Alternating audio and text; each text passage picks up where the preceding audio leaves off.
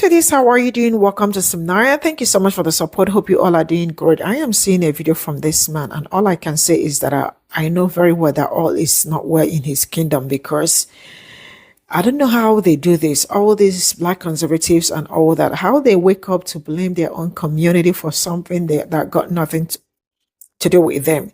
You know, coming out as a black man to say that the person that unalived Charlie Kirk has black belief or Democrat belief. You know, most times when they say Democrat, they meant black people, but they probably do not want to say it out. But I know what he is saying, that he has black belief. Now, I don't know how somebody that is white will have black belief, and the belief that he thinks, I mean, someone that was born in a conservative home or Republican home, grew up Republican. I do not understand it, how black people made it to his opinion. But then I am going to say this in the quest of looking for a way to make money, because you told me, black people told me that all money is not good money, and I believe in that so much. In the quest of trying to make money for yourself, do not destroy yourself, you know, and also your community, because at this point in time, the kind of things he's spewing is not good for even himself and to black community. But he is doing it because he has to make the money that he has to make, which really doesn't make any sense. But yeah, it is what it is. Let's get into this video. We've been elected to lead, not to blame the other side, not to stoke hate and division and anger and fear. This was a horrific murder that we saw play out. We each have a responsibility to bring this state and this country together, not to continue to divide. Democrats continuously create a permission structure for violence. This is important. I also want you to think about this. How many times have you seen Democrats calling for unity with Trump? Really think about that. How often or how many times have you seen Democrats calling for unity with Trump? Now, I also want you to ask yourself, how many times have they tried to completely destroy him? Now you see a lot of Democrats calling for unity after someone that had their beliefs murdered one of the most influential people on the right in cold blood. It's hypocritical. It seems they want unity when their side has done something wrong. Listen to this, and this is important because, again, when I was talking about the permission structure for violence that Democrats have created and continue to maintain, listen to this. This isn't random. Charlie Kirk's assassination and the celebration of it fits into a historical playbook that has repeated over and over again. When you understand the mechanics, it becomes obvious where America's heading if this isn't confronted. Step 1, define the opponent as evil. Every time Democrats call conservatives fascist, Nazis, or threats to democracy, they aren't just debating. They're branding conservatives as illegitimate outside the boundaries of normal political competition. Here are some historical echoes, right? In the 1930s, Germany called the Jews parasites and rats. 1990s in Rwanda, Tutsis branded cockroaches. 1960s America, civil rights activists dismissed as agitators and communists. Once someone is defined as evil, violence stops being seen as violence. It then becomes defense. Step 2, signal that normal rules don't apply. If conservatives are Nazis, then punching them isn't assault, it's resistance. If Charlie Kirk is a fascist, then shooting him isn't terrorism, it's liberation. This is how permission structures form, not through direct calls for violence, but by shifting the moral framework so opponents no longer qualify for the same protections. Step 3, justify, minimize, or celebrate the violence. And this is exactly what we've seen after Charlie Kirk's murder. Online voices mocking him, media pundits saying, we don't know if the shots were fired, maybe in celebration, ignoring common sense realities. Celebration is the final stage. Once violence is normalized, more people begin to see it as acceptable, even desirable. So why this matters now? This isn't just a story about Charlie Kirk, it's about the trajectory of America. The left has created the narrative scaffolding, delegitimized the right, redefine free speech as misinformation, redefine lawful opposition as extremism, and redefine murder as resistance. That scaffolding can and will be used against anyone who refuses to submit. This isn't about defending democracy, it's about defending Democrats' political power. As long as Democrats continue to not take accountability for their dangerous rhetoric, and they continue to ignore how their rhetoric has got extreme individuals doing extreme things, they will continue to participate in sustaining this permission structure for violence. And as we see right now, they are taking no accountability for it. We need to call this out relentlessly because this is very important. Democrats have created and are maintaining a permission structure for violence. It needs to be called out aggressively. The excerpt I was reading from is one of the articles I sent out to some of my Substack followers. That's the email newsletter I'm talking about. The link is in my profile, so just go to my profile, click that link, you'll see this screen here, drop your email and hit subscribe and you'll be good to go. I cannot be censored there. I hope to see you there. That's all I got for now, and we'll see you in the next one. Black conservatives, y'all are the worst. Y'all don't do no motherfucking crying when black lives are taken. But as soon as Charlie Kirk or one of these white men, boys, whatever, lose their life, y'all be the first ones crying like Steven on goddamn Django, boy. Y'all are some sellouts, man. Y'all are some sellouts. I don't understand, bro. Is the bag that good, bro? And then every time I see a lot of y'all, bro, especially like the Brandon Tatums and the Candace Owens of the world, you got a white spouse. I'm just calling it what it is, bro. I'm so sick and tired of all this selling out that y'all be doing, bro. Y'all, I'm serious, bro. Y'all crying for Charlie Kirk. Charlie Kirk ain't getting no tears out of me. He ain't getting no tears out of me. Brandon Tatum talking about he would deck somebody in their motherfucking face if he was to ever hear anybody say, fuck Charlie Kirk. Nigga, fuck Charlie Kirk. What is you talking about? Fuck everything he said. I don't have to honor him in his passing. I'm not going to celebrate his death, but I don't have to honor him in his passing, bruh.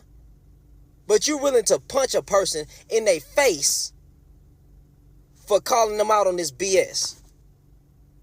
Candace Owens on a freaking podcast talking about she never going to let this stuff go and she going to keep fighting and she going to get to the bottom of everything. Miss me with this nonsense. Y'all don't never go this hard for black lives. Y'all should be ashamed to be in y'all black skin, bro. Boy, I swear, y'all the worst, bro. You forget a white liberal. You're worse than a white liberal. Black conservatives, you're worse than the extreme far left. Miss me. I'm sick, bro. The bag. Is the bag that hefty, bro? The amazing Lucas went on Piers Morgan and brought up all type of facts, information, brought up rebuttals, everything. But y'all would have been shucking and jiving up there, just agreeing, shaking y'all head, bro. Y'all the worst, bro. Y'all the worst type of black people that could ever exist on this earth. Fuck you, feed your beans. Here's the gag. Trump supporters get so angry when you tell them that they're stupid. But how can you get mad at me for telling the truth about who you are? You are stupid. When this goofy ass man got killed, and again, him getting killed wasn't a good thing, but at the same time, what you been doing? But when this goofy ass man got killed, all of y'all wanted to squad the fuck up thinking that you was coming to attack black people because you thought that we were going to waste our time playing with shit. But then, skirt! It was one of your goofy motherfuckers that did it. But you decided that it was your place and your will to send all of these threats to black colleges. Let me tell you something. We are not like y'all. We don't spend so much time thinking about you. We don't give a monkey's green dick about you. We don't invest our energy in you. So if you thought we was gonna get up off of our pretty brown ass to come shoot you, bitch, you thought you were more important than what you actually were. We don't actually give a fuck about you.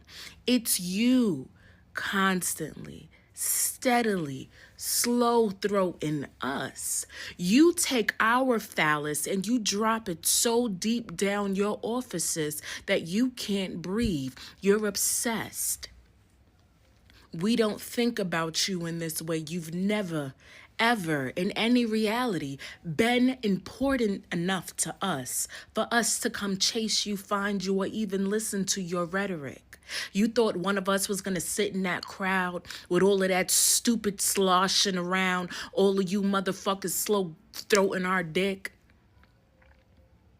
to listen to your shit, to shoot you? You thought we wanted your nasty pig blood on us? That's what you thought? We will never be that invested in you. You will never be that valuable. We'll never reserve space in our existence for you because you are a nothing. Your value does not exist. We don't sit around conversing about you because you've never mattered enough. It's us that you drool after. You drip trying to figure out how we be who we be when we be that. Therapy is what you need, you old fucking buzzards. Thought we was gonna waste our fucking time shooting you. Bitch, I'll go to jail over weed before I go to jail over you.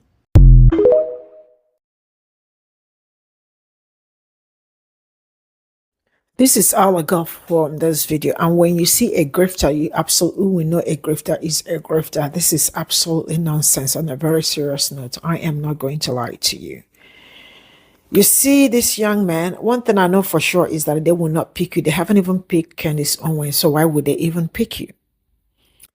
Democrats, that it was someone that had their belief. You are very silly on a very serious note. I ain't joking about this. He is very silly. The fact that people are looking for a way to pin this thing on the other side of anything is just crazy. He has their belief. Who is that same person that has their belief? Is that not a white? Like, some people are just very daft because it's only a daft person that would, like, I don't know how to explain this. Okay, I need to relax.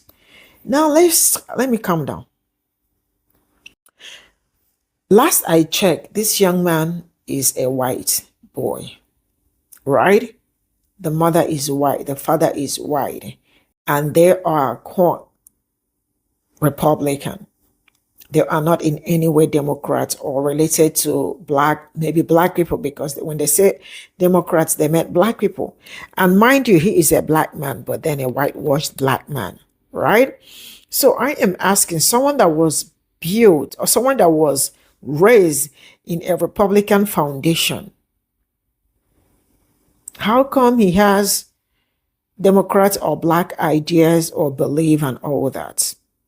Because everything they've been trying to pin it to people that look like me and the other side has proven abortive. And they decided to say that he has a transgender partner. See, I don't know how people support evil, because at this point in time, it is beyond making money. The day I will come out here to defend some certain things that I am saying with my two naked eyes, that they are not right, yeah, feel free to reject me, because at this point in time, I do not understand how someone is saying all these. You and I saw what happened. You can testify that that young man has anything to do with Democrats, right? We saw how everything played out. And so far, why would Democrats call Donald Trump for peacemaking? Did Democrats do anything to him? Last I checked, no. This is politics. You absolutely have opponents. And I heard something that he said at the memorial service yesterday or Sunday night, if I am not mistaken, where he said that Charlie Kirk would have loved, like, his opponent, he loves his opponent and all that, but for him that he doesn't like his opponent. And sincerely speaking, he is truthful, because we can see the attitude in his behavior. See, enough of people looking for, money. And because you are looking for money, you have to come out online and lie to people. It doesn't make any sense. Enough of that bullshit, because at this point in time, it isn't kind of screaming, I want to be picked. I want to be cherry picked, If you do not have anything to say, you can just keep that idea to yourself, because at this point in time, it is screaming, I do not like myself, because it's obvious, probably because of money. Yeah, I know he's making money online, but I don't know how he's pushing all this ideology, because they are not safe. Even for him that is consuming it, I feel like it is also not safe for him, because he has that self-hatred for himself. But then who am I to advise a coconut head on what to do and what not to do. But for me, it doesn't really sit very right with me. That's why I really had to calm my nerves to talk about him. Jeff Mead is a coon, a pure coon, and that is a grifter, the highest grifter that I know. Yeah. But yeah, that is what it is. All skin folks eyeing Kim Fox, and he is one of the reasons why that what black people said eyeing, they were not lying. And that is true. And you black people told me that all money is not good money. Now I also know. I will draw the curtain here. Bye for now.